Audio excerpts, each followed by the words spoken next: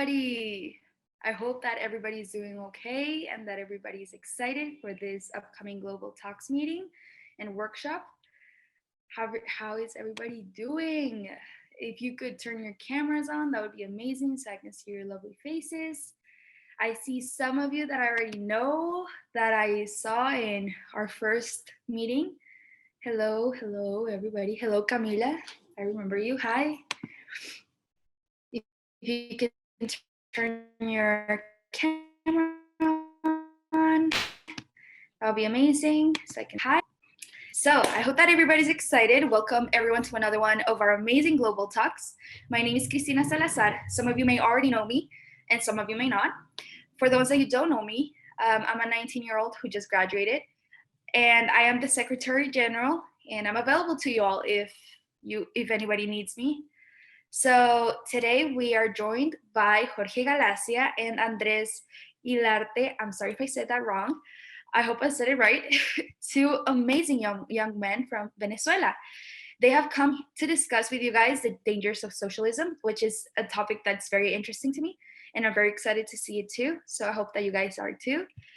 So they will be discussing this specific topic through their own personal experience living through an economical crisis. I'll pass over the microphone to them, and I'll be here if anybody needs me. Enjoy. Thank you so much. Do you all hear correctly?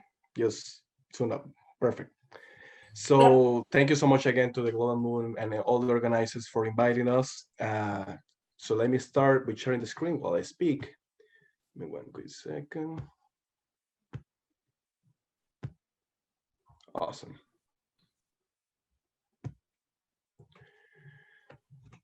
So let me start again by thanking everyone for attending this presentation. This project is called Venezuela Project. Me and my colleague Jorge, we got contacted by the Fund for American Studies, which is the organization that funds this project, about 2 years ago, when they start seeing a growing trend of college students in the US campuses, that they were, being sympathetic to the socialist ideas and thinking that maybe that was a solution to the US problems and the world problems. So they tried to reach out to some people, young people that came from actually a socialist country, that's Jorge and me, to prepare us and go directly to the heart of a problem, going directly to the college campuses and show them with a combination of personal testimonies and facts what is actually going on. For the minister showing you this video that is going to, give you a glimpse of what we're going to do.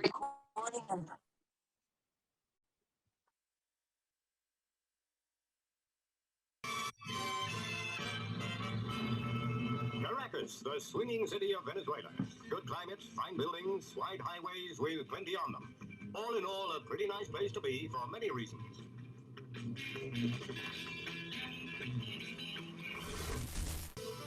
We have some breaking news in our world lead. Venezuela may be on the brink of no return right now. Violence and bloodshed erupting in the streets as both sides accuse the other of attempting a coup. Self-proclaimed Venezuelan President Juan Guaido is calling for Venezuelan citizens and members of the military to join him in taking control of the country from socialist dictator Nicolas Maduro, who stands accused of holding a sham election and illegally ignoring the National Assembly. I want to warn our viewers, we're about to show some graphic video of the violence that's taking place in the streets of Venezuela today. You can see members of the military who back Maduro literally mowing down protesters in the street today.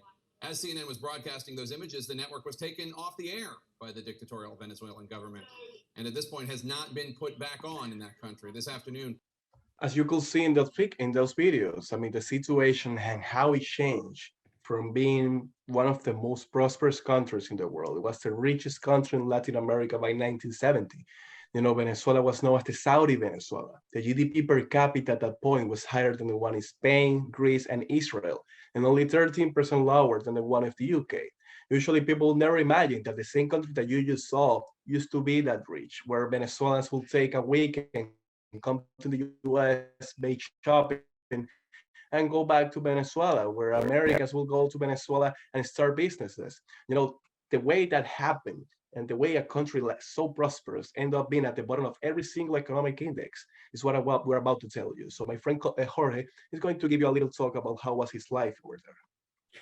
Well, thank you, Andrés. And of course, thank you to the Global MUN team for inviting us here today. It is an incredible honor. And what I'm about to do is give you a little bit of perspective of how it was to live under the Venezuelan dictatorship. First of all, you have to know that I came from a middle-class family. For sure, I was never rich, but I definitely believe that in the past, my family and I used to have a pretty decent life. For example, me and my family used to go to restaurants like the one you're seeing in the screen. Can you pass it?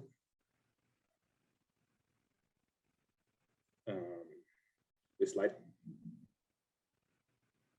Okay, so I used to have the latest versions of my favorite video games, great birthday parties every year when I was a child.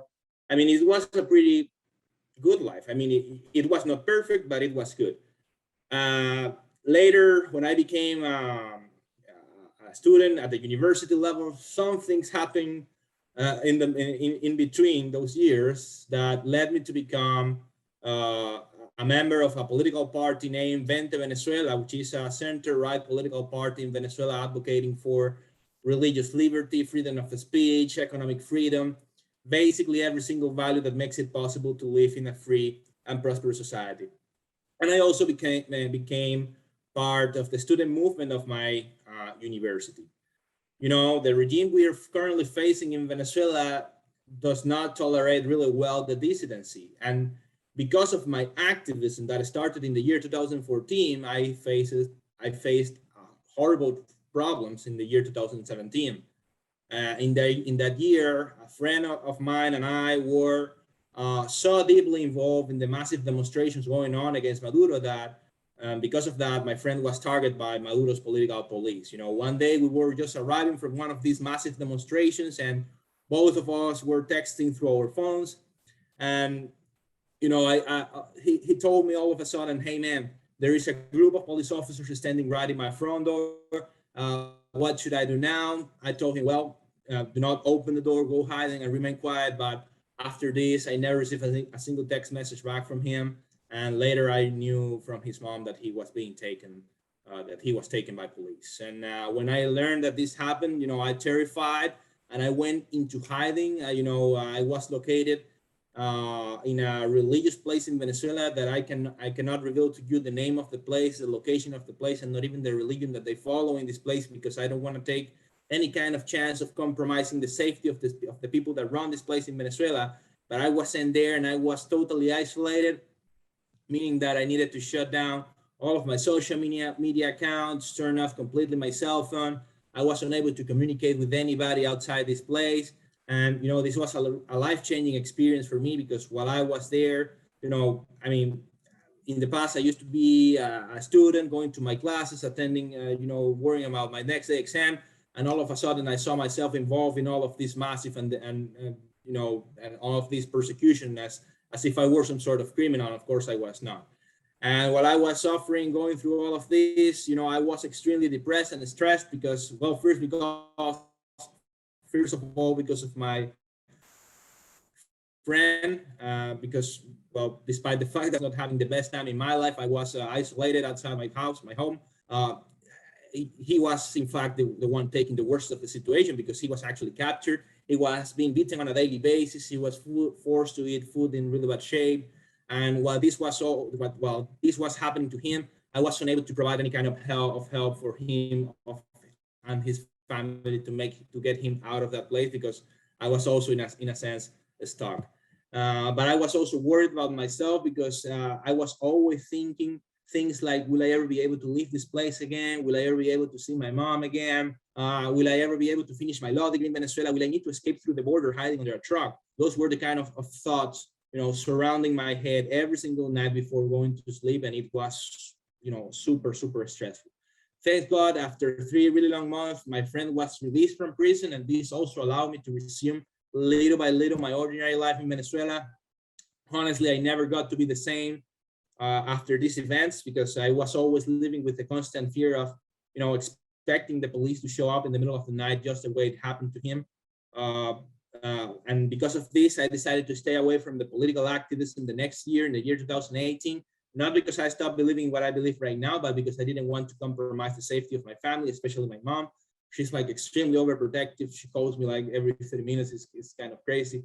So imagine for someone like her to not be able to talk to me for almost 3 months. She didn't have a clue how well or bad I was doing. So she almost lost her mind. And I didn't want her to go through the same all over again. And thanks to this decision, I was able to finish my law degree in Venezuela. And well, after I finished, I applied to participate in this great leadership program named Project Arizona, which is a leadership program designed for political activists across the globe. It is being held at Arizona State University, and thanks God I was elected to be part of it. And that's basically the reason I was able to leave Venezuela and come to America. And I was supposed to go back to Venezuela in May 2019, but while I was doing this program in Venezuela, this was also happening, the appearance and the assumption of Juan Guaido as the legitimate president of Venezuela. And because of these events, Venezuela went into the top of the news during these days, and I started to receive a lot of attention from the local media in Arizona, students groups at ASU, political groups, people that wanted to know more about what was going on in Phoenix. So I became a source of information for many people within America. And well, because of that, I basically resumed my activism while I was here. And that forced me to claim asylum, in the year 2019, because I know for a fact that the regime in Venezuela is paying close attention to the activities that people like me, like Andrés, are doing right now here in America. And it is not safe for me to return anymore to Venezuela for now. Thank you, Jorge. And well, now to bore you a little bit about my life. I was born in Caracas. Caracas is the capital of Venezuela. So I was living my whole life in El Llanito. El Llanito is in a big town, part of another town. I was living my whole life in that building that you see highlighted right there. And this is part of Petare. Petare is the biggest district in Venezuela, in Latin America, and one of the most dangerous places in the world. So, being raised over there, you have to get used to stuff like having a shooting almost every single night between gangs, the sirens of the ambulance, of the police officers, because I was next to the biggest hospital in the area and the biggest police department in the area. So it was a really bad place for a child to be in the streets. But thankfully, every single person can find a way to achieve themselves despite of the hard context that they're involved with. So I was able to go to the biggest university in Venezuela, the Central University of Venezuela, where I started 4 years with a degree of international relations.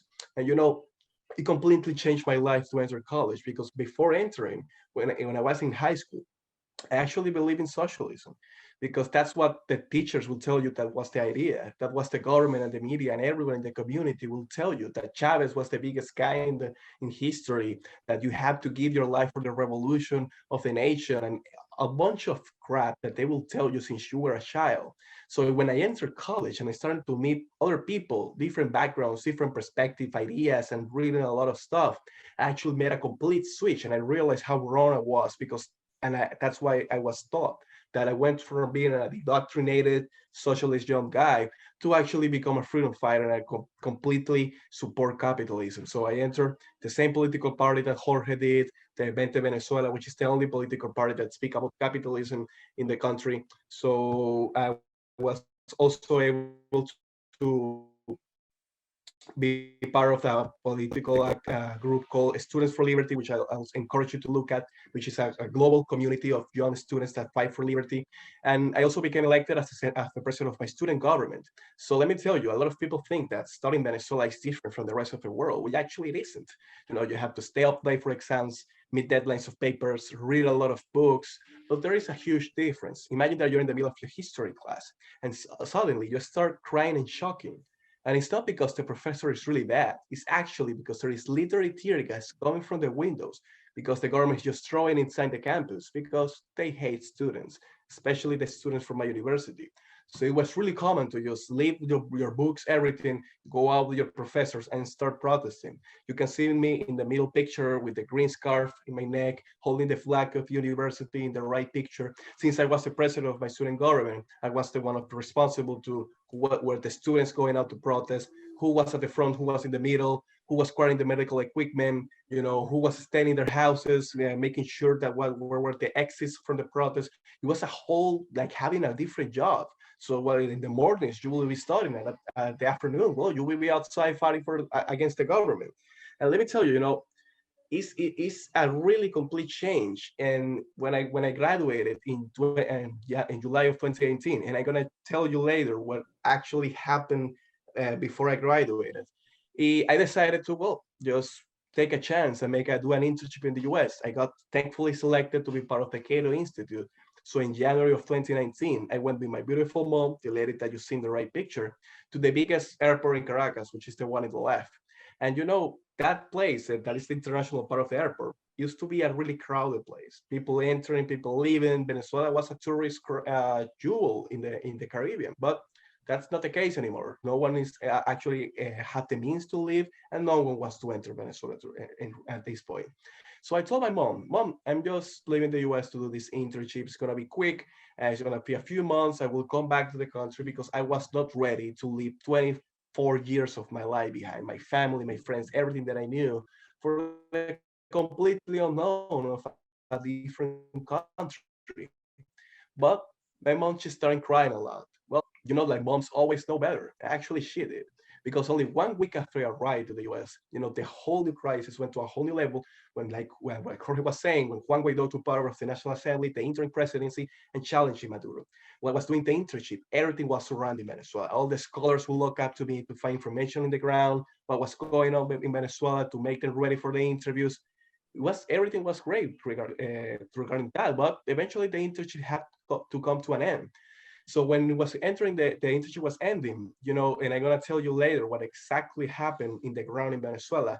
I had to make a choice. Going back to Venezuela, being a student from the US and from the Cato Institute, which is labeled as a terrorist organization by the regime in my country, it's a huge chance that they will pick you up at the airport, they will send you to a dark room, and no one will know you about it anymore. And if you're lucky to leave the airport, there are plenty other dangers that I'm gonna tell you later.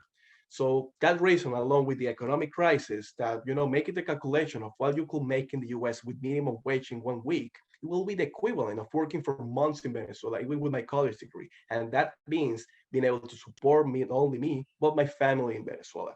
That all these factors, and something that happened that I'm gonna tell you later, make me realize that I have to stay here in the US and, just like Jorge, apply for asylum. In order to, trying to get money to my mom. My mom, just to tell you a little bit, she was born in the mid 60s and she never finished high school. So she never had any formal education. But in that economy, she was able to find a pretty good job to fully maintain her family. My sister, she was more in the mid 80s, the girl that you see in the left picture, and the ugly children that she's carrying, that was me, that I was more in the mid 90s. And we never knew our fathers. So we had two different fathers. My mom was a single mom, no father in the house, 2 children, and no formal education. Well, just like I told you, we had everything that we needed because the economy and the way she made sacrifice allow us to. We were a classy middle class family, food on the table. I had my favorite toys like Batman. She used to dress me like a rhino. A lot of people think that's a unicorn, but it's actually a rhino. It was a pretty good childhood. Neither Jorge and I can complain about it. But you have to wonder, what would happen if we were born today in Venezuela under the same circumstances with the crisis that we're facing right now? Something like this, where a mom is unable to feed her own son. The average Venezuelan is losing 24 pounds since 2017 per year, where 96% of the population is living in poverty and 79% in extreme poverty. That means that percentage of people is unable to feed the minimum of 2,200 calories that they should per day. That's where socialism is taking our country, to a complete attack on human dignity. So you remember I told you that something happened between, when I was a child and my years of being a college student. Well, this is exactly what happened. And this is actually what led me to be part of the political opposition in Venezuela, right? All of a sudden, I saw how my life went from being, that great life that I exposed and at the beginning of the conversation to this. For example, no water supply. In my house, when I was there, me and my mom needed to drive to certain place in Caracas, fill up some big water containers like the ones you're seeing in the screen, bring those back home in order to do the regular activities that need to be done at home. Electricity is constantly failing, and every time we have one of these massive blackouts in the entire country, it is almost impossible to communicate with anybody inside the country because, of course, with no electricity, there's no internet connection, and if like if the whole country is dead for several days and sometimes in a month. I remember it's a horrible situation, and even food is really hard to come by. In the year 2017, when I was still there, one of my main desires in life was to be able to taste again a piece of pizza or hamburger, because, well, all of those things became luxury to me. And actually, here you're going to see a picture of me. The one on the left that says socialism is me in the year 2017, and the other one is me, of course, when I was already here in the year 2019, last year, no, 2 years ago. And you can see that, well, I was extremely skinny when I was living in Venezuela because I was not eating as much as I wanted to eat. Now that I'm here, it's not like I'm fat, but, well, you can see that I have gained some extra pounds, right? And I mean, it was not like I was starving in Venezuela, but, well, I think you get the point. And do not think for a second that these situations that we're describing are like isolated cases, that it just happened to me or Andres. Actually, if you compare, for example, my family with the rest of the Venezuelan population, you might still believe that we are somehow privileged among society, because, for example, my grandma, she suffered from high blood pressure problems, and she needs to take a medication on a daily basis in order to control her condition. And despite all of the difficulties that we're seeing in Venezuela, we have been able to provide the pills that she needs.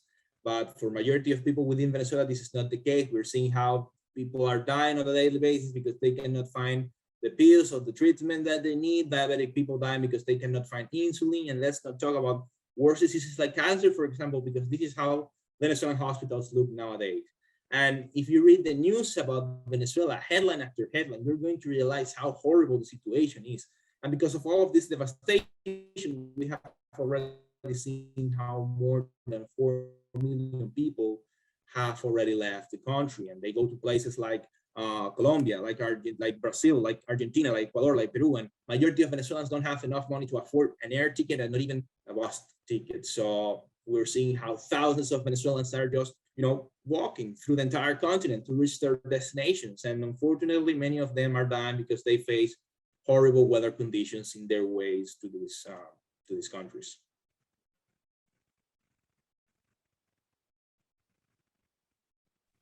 And Jorge is right. The crisis is not only because of the whole lack of public services that Jorge was saying, and the complete lack of quality.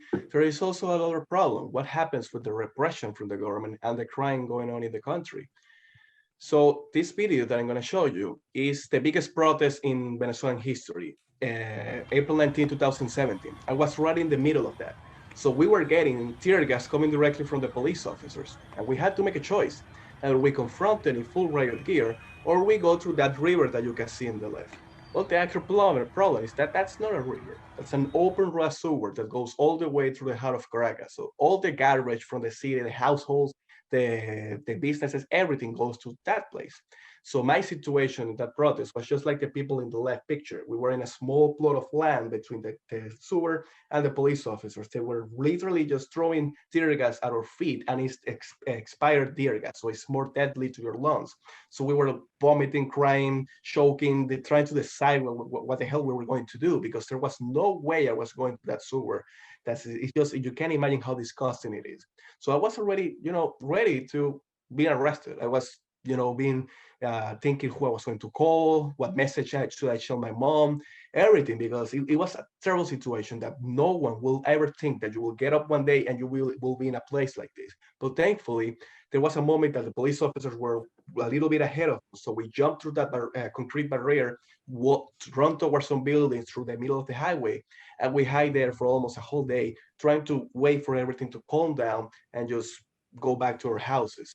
But that's not that lucky for many people. There is people that go out to the streets and they get arrested, And just like Jorge was saying about his friends, there is no due process in Venezuela. That number that you see right there is the latest number of political prisoners in Venezuela. What is a political prisoner? You don't think like the government, they're just going to literally kidnap you, since there is no way that you can defend yourself because there is no state of law. They're going to kidnap you, torture you, beat you up, and they can even call your family and ask for money because there is nothing to stop them because they can do wherever they want. So if it's not enough to fight against the military and the police officers, you also have to fight against your own neighbors. That's what colectivos are, if you have heard the name before. Colectivos are, by the standards of the government, are peace groups. They operate in every single district. They are the ones in charge of keeping peace for the protesters, and they are the ones in charge of making sure that all the social benefits from the programs reach every single family. So they have a lot of power when it comes to distributing these benefits from the government. So this picture I took it from the balcony of my house in May of 2017. And let me tell you, these guys is the collective from my neighborhood. These guys just show up in the middle of one protest alongside with the military and the police officer, and they start shooting at us. We have to scatter around, run one towards some buildings. I was able to go back to the building with my family. I went to the apartment and just hide there for hours. And these guys, they start shooting at our apartments. I still have the bullets holes in my room. The guy with the white shirt, he's the head of the colectivo, and he made a threat at that point that he will burn down our buildings if we didn't stop protesting, especially the buildings that house the students. Why did a guy use the word students? Because he knew that the students were the ones organizing the protest, and he knows me. Why he knows me? Because every single day before going to college, I will go to this guy's store to buy some vegetables because he sells that in the same street where I used to live. So the guy at the morning, he could be selling some onions to you, and at night, he could be trying to rob you, kidnap you, or just show you who's in charge of the place because there is no police officers to help you. These are the guys that help you. And this is one of the main reasons that I can go back to my neighborhood because these guys have been showing up at me at my building, asking my mom where the hell I am. They haven't seen me in a while. So you know that if you bypass the airport, there are all the dangers that are waiting for you when you're a political activist in Venezuela. So how are you going to explain to you, how this all happened, how the most prosperous country in Latin America end up being the way it is right now. Yeah, and this is a little story, and I was doing this program at ASU. I used to talk a lot with progressive in the room, and I used to say to them, hey, I know for a fact that all of you have the best intentions for your country, but I believe that if your political ideas ever get to be implemented here in the US, you might create the very same environment that led Venezuela into all of these political and economic catastrophe, And every time I said this to them, they used to reply by saying, hey, you don't really know what you're talking about. The progressive movement in America is not advocating for the very same policies and measures taken by Hugo Chavez and later by Nicolas Maduro in Venezuela. And, the first time I heard this argument, I stopped for a second and I thought to myself, well, you know what?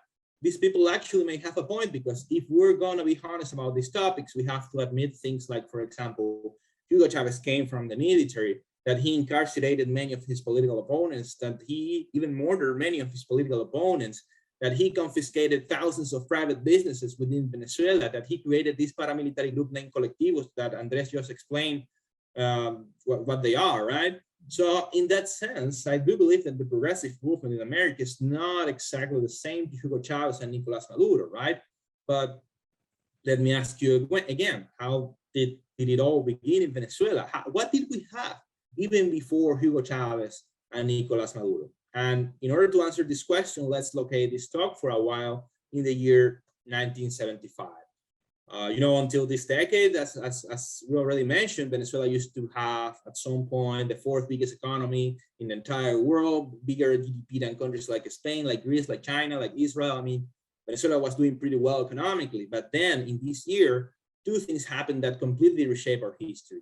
The first of those things was the nationalization of the oil industry. I don't know how many of you know, but Venezuela has the largest oil reserves in the entire world. And during this time, we used to be one of the main oil producers of the world.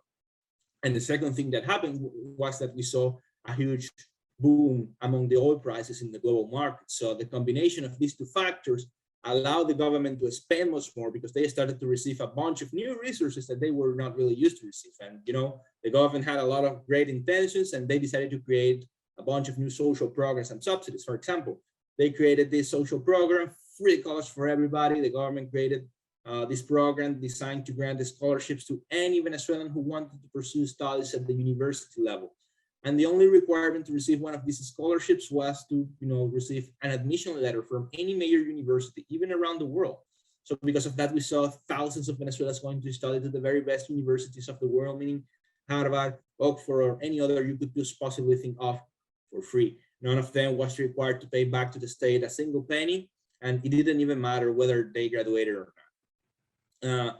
Free healthcare for everybody. The government created more than 20 public hospitals where any Venezuelan, regardless of their social economic situation, you could be poor or you could be rich. It didn't matter. All you needed to do was to attend and enter into one of these facilities, and there you would have received free medical attention and treatments, right?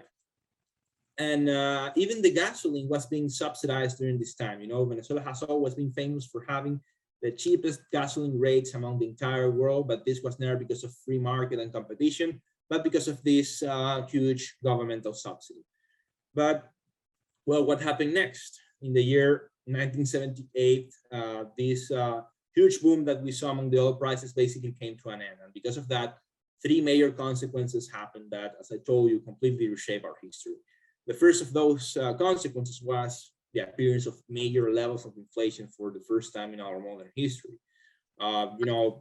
This happened because politicians during the time were so committed to the idea of not making any single cut to the existing social programs and subsidies. And even beyond that, many of them were elected under the promise of expanding even more the social programs and subsidies. So the only way for politicians to do this without the huge oil revenue that they were already used to was through printing new money out of nowhere, borrowing more money out of the international market, and raising taxes, of course. But, well, thanks to these decisions, we saw for the very first time major levels of inflation. And what inflation means is, like, for example, if you go to a restaurant to get a burger, you're gonna get it for, let's say, I don't know, 4 bolivares. But if you go to the very same restaurant a week later, you're gonna find the same burger for, let's say, 8 bolivares. And while this is happening, your salary is remaining on exactly the same position. So Venezuelans in general were becoming poorer and poorer. The second consequence that happened was that the creation of a culture of dependency among Venezuelans. In the year 1989, Venezuelans re-elected this guy, Carlos Andrés Pérez, to be president for a second term because, the collective thinking behind his re-election was something like, if he was the mastermind behind the creation of all of these social programs and subsidies, and maybe if we re-elect him again for a second term, he's going to find a way to keep all of these social benefits and at the same time bringing back the economic prosperity that we were used to during his first administration, right? And well, he was re-elected thanks to this message, but surprisingly enough, he and his team arrived with new ideas to power. They realized that the levels of spending in Venezuela were no longer sustainable, and he started to pursued reforms that were actually pointing in the right direction. He started to reduce many of the social programs that he created during his first term, and he started to reduce also many of the subsidies that he created during his first administration.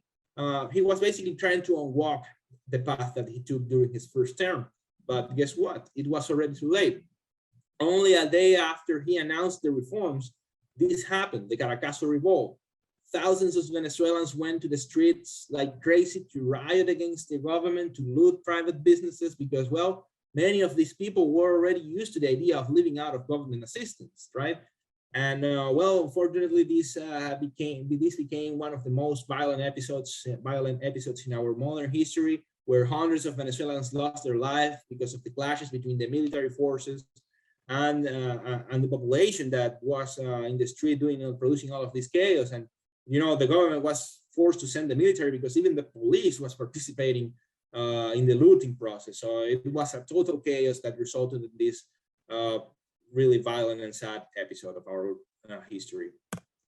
And the third thing that happened was that we saw, the appearance of Hugo Chavez himself. In the year 1992, he tried to overtake the government by the use of force. He failed, but his attempt gave him a lot of popularity among Venezuelans because, well, he was basically rooting for the very same ideas that were popular among society. He was telling people things like, hey, if you're seeing cuts to your social programs and benefits, it is only because of the corruption of the political sector and because of the greed of the capitalistic sector, because according to him, Venezuela was endlessly rich. And well, unfortunately, many within Venezuela bought this message. And later, another administration gave him a pardon, which saved him from even going to court or going to facing justice for the crimes that he did. In 1992, he killed people during the attempt. He tried to overtake a democratically elected government, and he never faced justice. And because of this pardon, well, he was able to compete in the 1998 election. He won, and now Andrés is going to explain to you what he did as a president. So when Chavez won, he never said that he was a socialist or a capitalist. He said he was a humanist, that since he came from the people, therefore, he knew the best for them. Let me tell you, as soon as Chavez won, he changed everything that he could. He used something in the constitution that allowed you to change the constitution if you have enough popular support. And he changed everything, the way that we used to run the old business, the steel industries. He changed the name of the country. He changed the way the military was managed. He allowed the military to vote, which was not possible before him. He made a lot of changes that we didn't realize at the moment, but eventually he was only setting the groundwork for his actual goals. These were his goals. This is Chavez in the middle of 2000s in one of the biggest squares in Caracas. And he's pointing towards some buildings and asking, who owns that building? Oh, that's in public hands, in the government hands. That's awesome. Leave it like that. Who owns the other building? Or that's in private hands. Oh, that's a problem. Let's confiscate that. People were happy. People were applauding that Chavez was saying the thing that he wanted to do. Attack the elites, and give power to the people. Attacking the rich people because he hated rich people. How come that some people were earning money on the back of their workers? You know, the classic Marxist ideas. While all this was happening, we were suffering from the attack on our freedoms. Chavez was being praised around the world. Even politicians here in the US were claiming that Chavez was building paradise on earth. When Chavez died in 2012, the oil prices also went down with him. And well, he said, well, they told us that Maduro was going to be his successor. Maduro committed fraud in the elections of 2013. And well, the opposition decided to do nothing to avoid a fight in a civil society, avoid a bloodshed. So well, Maduro became a president, but he didn't have the same amount of money that Chavez had. So he had to resort to weapons in order to maintain his grip in power. That's how we went to a culture of dependency on the government to actually a culture of fear from the government.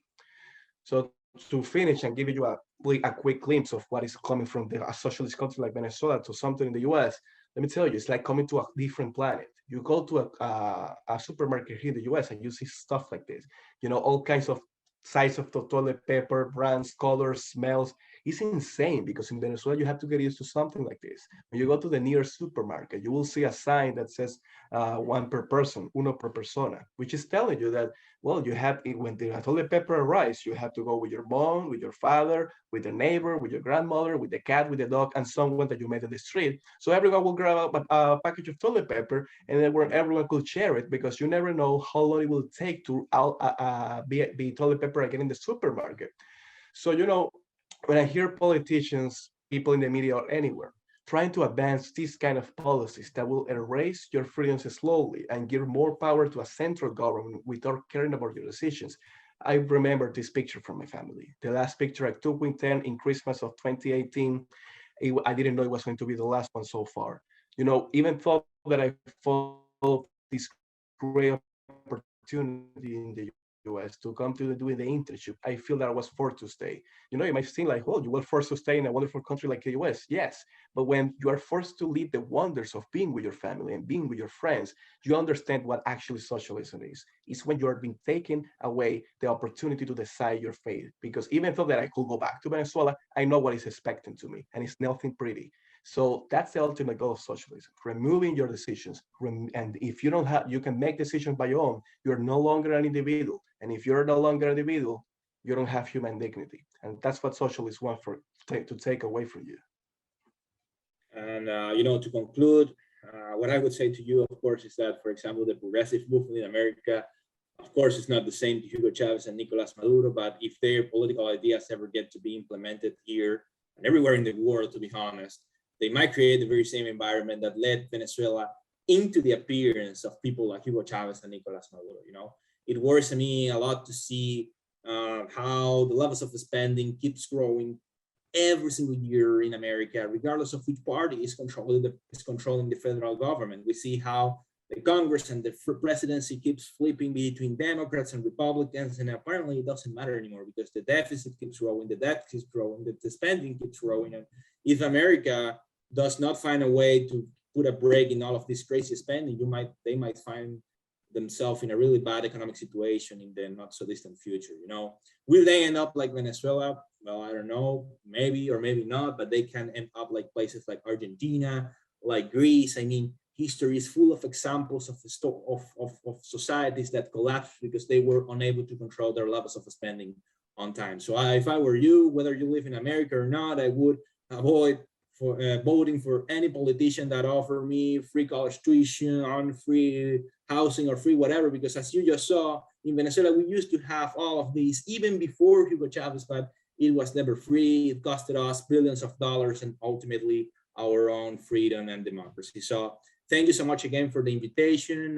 You can follow both of us in social media if you want. And we are now open for questions.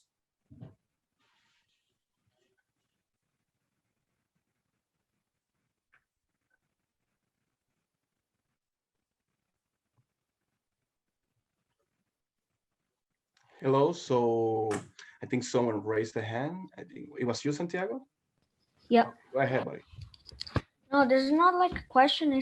It's instead a comment, and I just wanted to like thank you for this presentation, and it makes me really happy to see people that are like fighting against socialism, because you know on paper, like all the people being equal on the same level and all of that, it sounds great, but you'd wish that was true, because then you're like the rich people, they're going to remove their buildings like how you showed us in the video, and then like we're all going to be poor, and then the government is going to be rich, so it doesn't really work.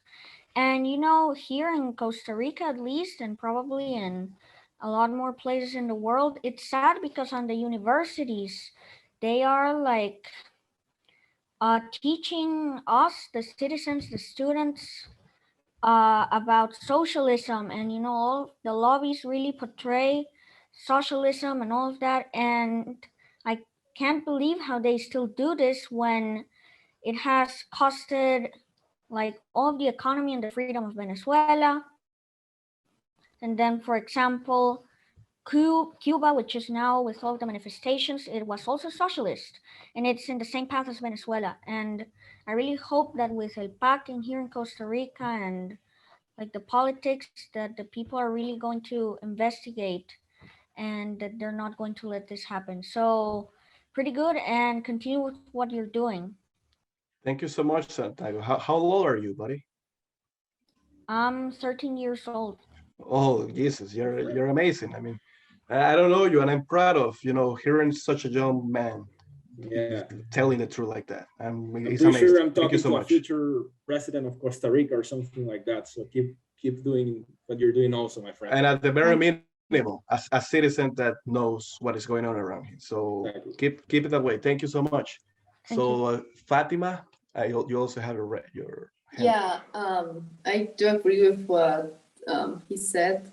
But it's really concerning that every country now is like pushing this agenda of liberalism and socialism. I really don't understand what they're trying to get, because yes, socialism sounds like an utopia really, but in practice it has never worked. Like in places like the USSR, it was catastrophic. Like 100 million deaths was really incredible. And I have a question: is it possible for a democratic country like Costa Rica to develop a dictatorship, or at least similar to what Venezuela has experienced, or is it unlikely? Oh, yes. I mean, we can both answer the question. Yes. I mean, remember, Venezuela entered all this mess with Chavez through democratic elections. Chavez was democratically elected in 1998, And once he arrived to power, he knew he wanted to stay in power. All these guys, all these dictators, all they care about is holding power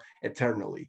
So they managed to, change all the rules. So eventually there was no way democratically that you can get rid of these guys. That's how they operate. That's how they work. Doesn't matter what country they are. It doesn't matter how it is. They always operate the same thing. And regarding the beginning of your comment, it's like we know that human beings, we don't understand yet why we just fall with the same rock always. And it seems like if I fall from the same rock, well, the second time I will understand that I don't have to fall with the same one. But when it comes to a society, it's really hard to give experiences from one society to the other. We used to say that we were not going to be like Cuba, and now we're worse than Cuba in terms of every single economic index. So when you hear any other country that they're not going to be like X or Y country, you know that you have to start standing up for yourself and speak it out, because that's the only way that you can avoid a disaster like that. Jorge, you're gonna. Thank you. Yeah, what I would add is like, you have to be aware of signs, right? For example, Hugo Chavez, when he was a candidate, he was like extremely soft when it comes to, denouncing the dictatorship in Cuba. He used to say, well, I don't want to deal with some other country's issue. That's their problem. I mean, when he was faced with this question, is Cuba a democracy or a dictatorship? He never gave a straight answer. So we're seeing the same thing with recent president-elect in Peru, Castillo. This guy Castillo is doing he has exactly the same message as Hugo Chavez. So all of these, socialist leaders, they try to be something else during their campaigns, but if you listen carefully, you're going to actually discover their actual anti-democratic goals, right? And yes, just be careful. And if it happened in Venezuela, during the 80s, the 70s, Venezuela was probably the only functional democracy in the entire Latin American region. All the other places were filled with horrible dictatorships, leftist and right-wing dictatorships, and Venezuela was always praised because of our great institutions. And well, unfortunately, that didn't stop someone like Hugo Chavez from controlling the whole government and implementing a tyranny and a dictatorship. So we all have to be careful and fight for democracy and human rights. That's right. So the next one is Ignacio. Do you have your hand raised? Yeah, no, thank you for everything. This is really, I can really connect to your story, since my mom faced a similar story in Nicaragua with Daniel Ortega's regime in the 70s and 80s. And that's why we're in Costa Rica right now. And the world is not learning. Like, look at Peru's election. Like, that's really alarming. And other Latin American countries are following the same economic and social path. But I have a question, like a really economic question, most of it. So as we know, the United States is currently facing alarming levels of inflation, right? Are there some monetary and fiscal similarities between the current US government and Venezuela's past economic practices that actually caused Venezuela hyperinflation? Well, thank you for the question, Ignacio. And we actually were speaking about this before, Jorge and I, about experiences that other countries call alarming. For the US, the current level of inflation that are facing is alarming. But when you go to Venezuela, the inflation that we have is like, yeah, this is nothing compared to Venezuela. But it's alarming to a country like the US, especially regarding the economic position that the US has. So of course, one of the direct reasons is what we told in the presentation: the high levels of spending. And like Jorge was saying, the graph that we show you at the end, it didn't include what happens after 2016. Imagine if you include what is going on right now in this year, and there is plenty more spending to come in this year and then in the next ones. You're reaching a level where you're starting seeing that the Federal Reserve is actually beginning to wonder if they're going to start entering the cryptocurrency world. We're trying to advance a solution, trying to take the dollar to a virtual measure. That's where you're starting to understand that if institutions like that are trying to find other ways, it's because the levels of spendings are just increasingly alarming.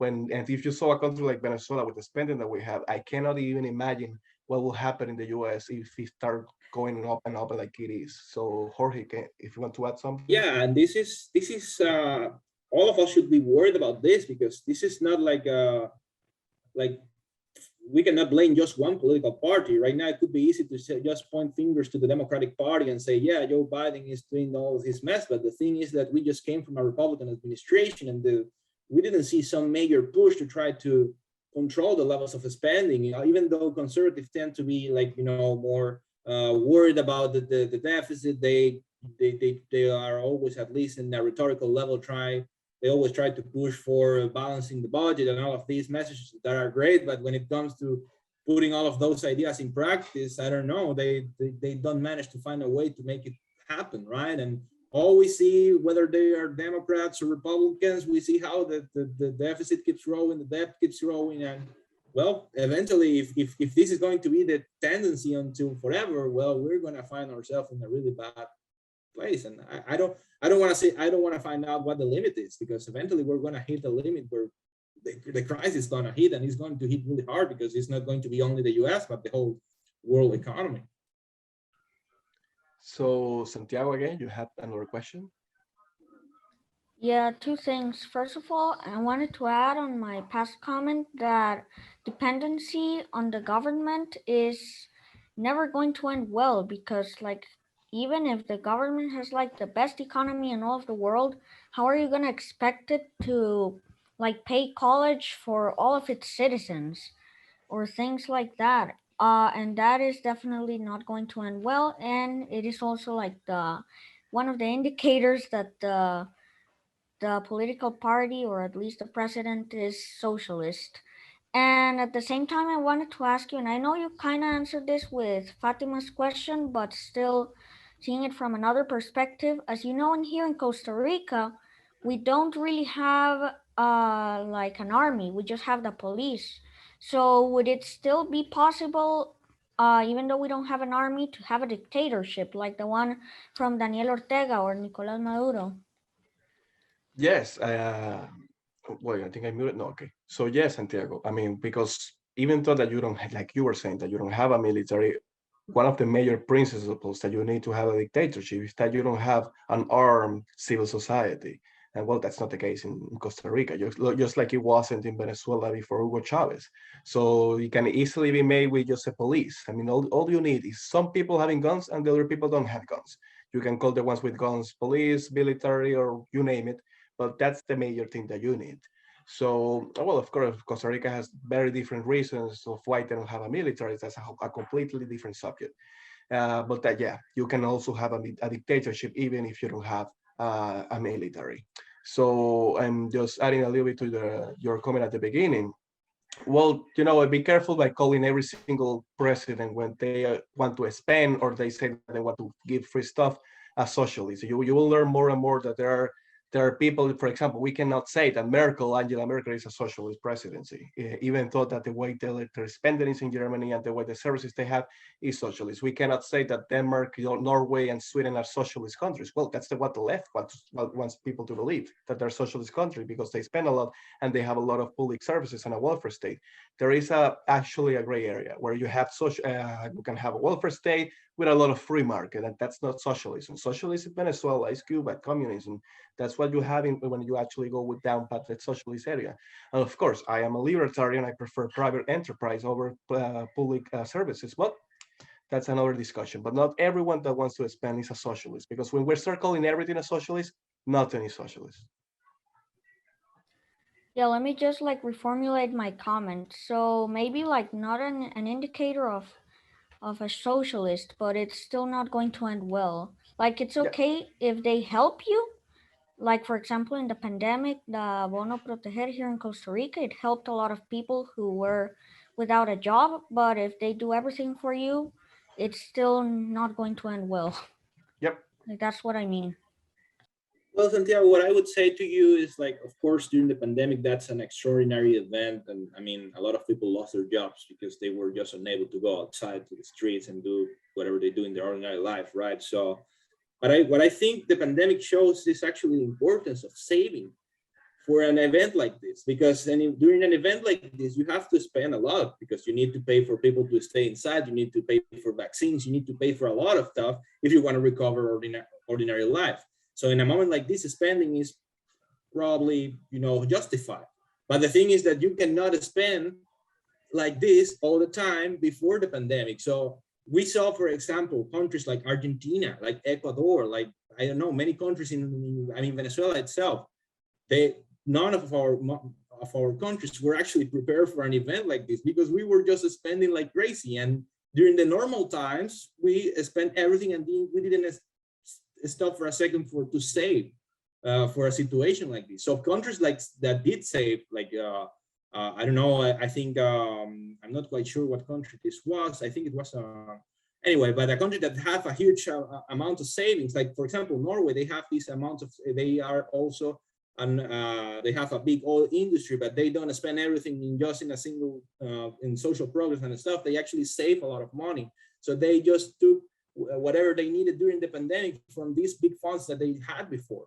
So I mean, it's not like the government cannot spend at any time. Of course, during the pandemic, I think there was a point where it was actually necessary, but you have to be prepared previously for scenarios like this. So Fatima? Something that really concerns me about this country is that we keep preaching about that we are a really democratic country, that we like an army, that we will never become like a socialist country. And I disagree, because there is one possibility that we could well become like a dictatorship, and especially like what I think it was Santiago said, that since Costa Rica lacks an army, there wouldn't be a dictatorship. There actually is a slim possibility, once again, that dictators often, instead of like, so in Costa Rica, the police force might like object to committing like acts of violence on the citizens, but what they will do is join the political power with organized crime. Like they will hire gangs or something, and then pay them to prosecute like political opponents, and that way they can keep everything at bay without people objecting. Yes, you're right. That's another possibility. And remember, states can do whatever they want. Of course, it can end really bad, but that's one of the things about modern society. States, if it's a Costa Rican state, you have a dictator, and he wants to create an army, and he uses that army to maintain his dictatorship. What can stop him? Well, if he's a dictator, he can do whatever he wants. And especially when you have a country like Costa Rica that doesn't have a long-standing history of military discipline, like for example, it's in the US, where the military is an institution, and it's really, really hard for someone to just arrive and completely corrupt the military like he did in Venezuela. It's going to be easier for someone to just create a military from one day to another and just say that that's their main weapon power. So, it doesn't matter what country you are. You can always fall under dictatorship. And I think I would also point to the fact that, for example, in Venezuela, it is not the army, I mean, the one that does all of the repression in the streets. It is actually the colectivos. It is actually the police force. I mean, actually, Maduro barely uses the army for anything, because he fears that if he throw, I don't know, a battalion to the streets, they might, just turn their weapons against him. He doesn't even trust the army that much, right? So in Venezuela, the ones doing the dirty job is, the police, these colectivos, and some the National Guard, which is a faction of the military, but they are basically civilians carrying, military equipment provided by. I mean, they are literally in some majority of cases, they are like prisoners taken out of prison to combat, political opponents in the streets. That's what they are. So, I mean, you could definitely have. I can see a dictatorship despite the fact that you don't have an official army. I mean, it could happen. So I think we have time for a last question. Go ahead, Ignacio. Okay, yeah, no. So, like, to comment to Fatima's comment, I think that it's really rare for Costa Rica to become a dictatorship, especially that dictatorships often come with extremists holding power, and Costa Rica is far from that. There's no current political party, extremist political party with actual like power and say on the people. So I don't think that's possible. I know I have a question like of Venezuela's current economy. So like, where does the public spending of Venezuela come from as of right now? Like from just printing money, since like there have been a lot of restrictions. Well, at some point, they still are trying to, well, they exchange oil for directly resources. For example, they exchange oil for food. Other source of expending of is something that, well, the government incurs a lot of money laundering. So they have a lot of criminal activities, and they use money laundering for many schemes that the government has. And well, they use that also as a public mean to keep spending. And of course, printing money, like you were saying.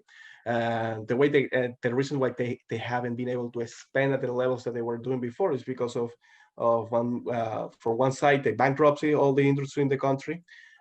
So even if we don't have the sanctions that we have right now, the whole industry was is not even near the same as it was before Hugo Chavez. I mean, they don't have the infrastructure to keep producing the way we were producing with the millions of barrels per day that we was before Hugo Chavez. They can even barely reach 1 million barrels if there were no sanctions. So that's another subject. If you hear people saying that Venezuela is like it is because of sanctions, they are basically ignoring Venezuelan reality. Yeah, of course. I mean, the drug business is huge in Venezuela, coming from the regime. They are big drug producers and distributors from across the globe. That's where I think their major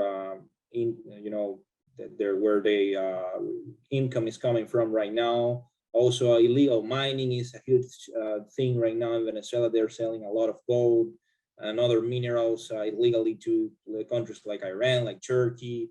And yeah, that's basically what they're doing right now. And of course, I would say that the government in Venezuela is not spending as much as they used to, so they just are letting people die in the middle of the street because they cannot afford to, provide them with almost anything anymore.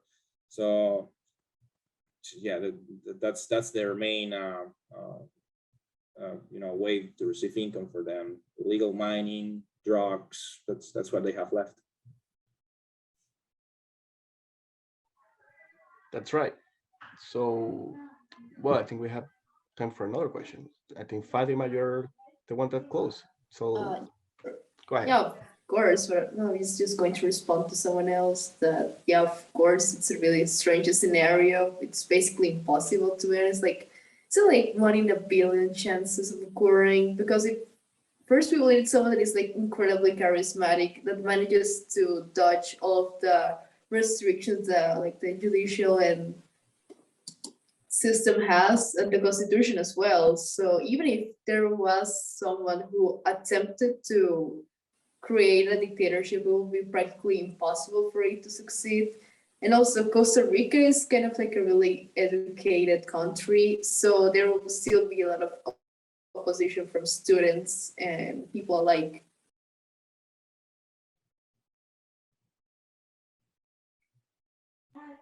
Yeah, sure. Here we're talking about possibilities, not that something is going to happen tomorrow, right? So, I mean, it could happen. It's not likely to happen, but it could, right? So, well, thank you all guys for coming here today. I hope you enjoyed, and thanks for the invitation. I don't know if any of you have any closure to say. Andres, maybe. Yeah, you can reach us by social media that we put. I'm sure if someone has a more, specific and kind of questions, an email can be provided, so you can reach out to us. It was a pleasure to be part of this crazy event. It was a pleasure to meet most of you guys through the questions. And Fatima, Santiago, Ignacio, thank you so much for the questions. They were really great questions. Keep the way you guys are doing. Just investigate everything. Never believe anything. You never even believe you. Always investigate everything. Double check, triple check, four check, five check, everything. And thank you so much, really, for hearing our presentation. I made sure that, well, when someone was trying to speak about socialism, just tell the tale of Venezuela and try to make conscience in people so that doesn't happen in our country. So thank you so much again, and have a great night.